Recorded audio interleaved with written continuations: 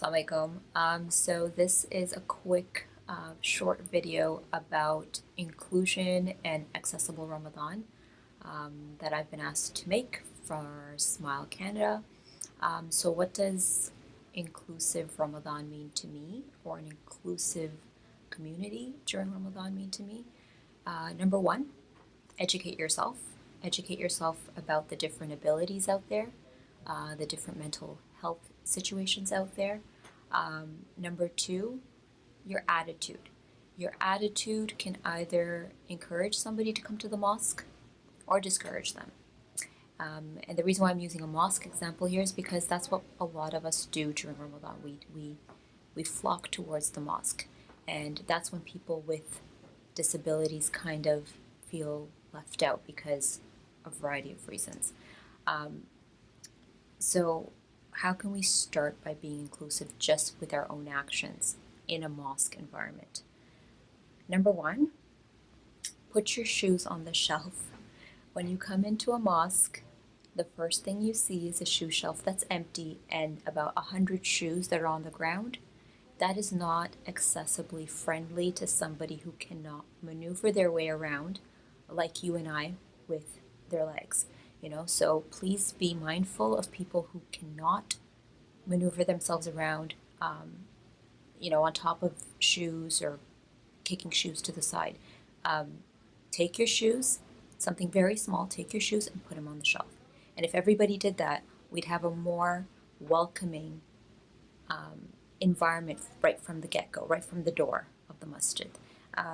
Number two, use the stairs if you can use the stairs, okay? So I've seen it for many years where people who can potentially use the stairs will use the elevator. Leave the elevator for those who actually need to use the elevator. If a lot of us are flocking towards the elevator, or we're taking away the salah time for those who actually can't use the stairs.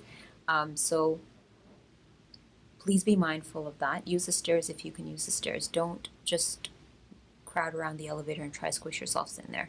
It's not nice. And for a quick shout out to the mosques, we have masajids here that accommodate up to 1,000 worshippers and one elevator. So just a quick shout out to the masajids in the GTA. Build another elevator in your masjid. It'd be very helpful to the people who need to use the elevator to get to prayers. Number four, I don't even know where I'm at, right? Actually, number five, we see volunteers for everything in the masjid. We have parking volunteers, we have volunteers for children programs. What I would like to see, and we can start this in Ramadan because it is about being communal, it's about a community getting together during the month of Ramadan. It's about accepting people.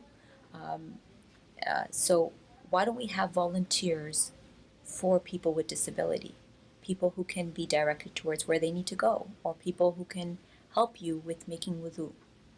And my last point, accessible washrooms. So accessible washrooms, what we need is not just a public washroom with one accessible stall, but I have yet to see a masjid that has accessible wudu areas, where somebody on a wheelchair, somebody who, like my son, not on a wheelchair, but he has autism, and he's deadly afraid of the sound of the hand dryer.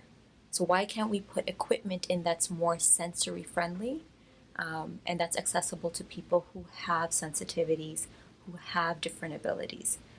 So these are just my few things that we can change within ourselves. They're not difficult. You start with your attitude, educate yourself about the things that are happening around you, about the people in your community, and be welcoming.